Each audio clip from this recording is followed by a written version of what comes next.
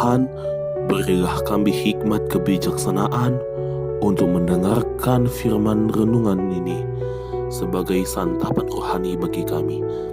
Dalam Yesus Kristus kami berdoa. Amin.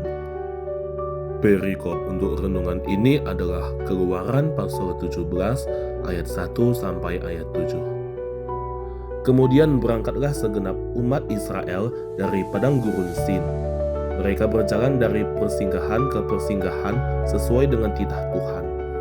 Lalu mereka berkemah di Rafidim, tetapi di sana tidak ada air minum untuk bangsa itu. Mereka berbantah dengan Musa, kata mereka, "Berikanlah air kepada kami, supaya kami dapat minum." Tetapi Musa berkata kepada mereka, "Mengapa kamu berbantah dengan aku? Mengapa kamu mencobai Tuhan?" Di sana bangsa itu haus akan air.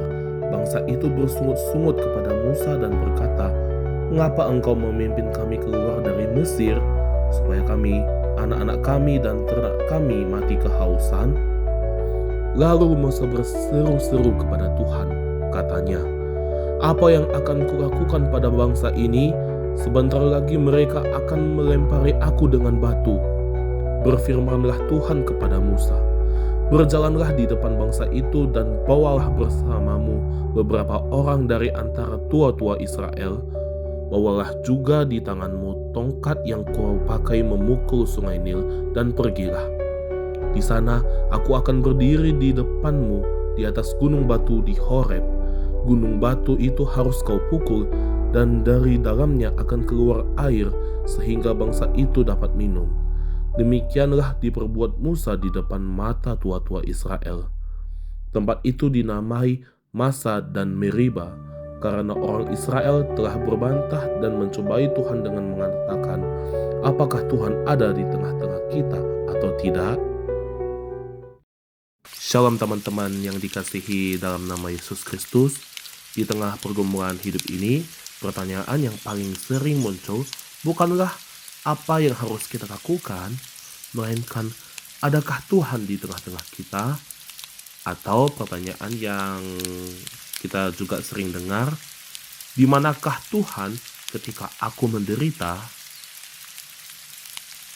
Nah, dari pertanyaan inilah kita teringat sebuah cerita bangsa Israel dalam perikop ini.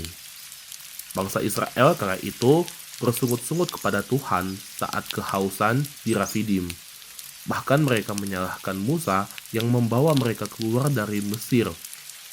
Walaupun Tuhan sudah menunjukkan banyak mukjizat, ketika dihadapkan dengan situasi yang sulit, mereka bahkan berani mencobai Tuhan dengan mengatakan demikian.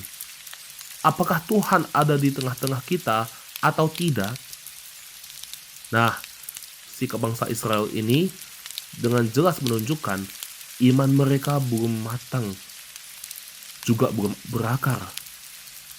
Mereka percaya kepada Tuhan saat dimudahkan saja, tetapi segera pudar saat kesulitan melanda. Bahkan, iman mereka cenderung bergantung pada situasi dan mudah goyah, walaupun bangsa Israel adalah bangsa pilihan Tuhan itu sendiri. Teman-teman, dalam perikop ini mengingatkan kita bahwa keselamatan di dalam Kristus adalah anugerah dan kemurahan kasih karunia Allah.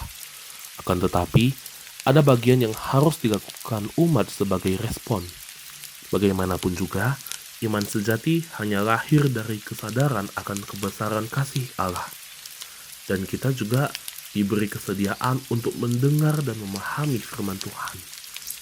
Kita tidak dapat mengakui beriman jika hanya sekedar mewarisi atau karena tradisi belaka.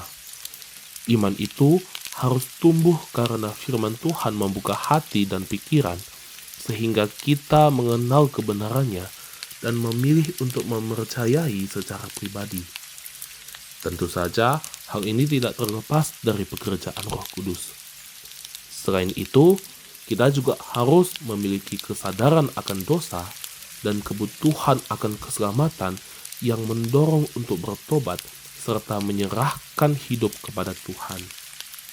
Sahabat, mungkin saat ini kamu sedang merasa haus secara spiritual atau lelah dengan keadaan. Ingatlah, Tuhan tidak pernah meninggalkanmu di padang gurun sendirian. Ia adalah gunung batu yang teguh.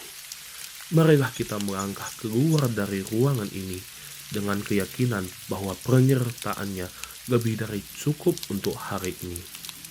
Tuhan Yesus menyertai pergumulan saudara sekalian. Amin.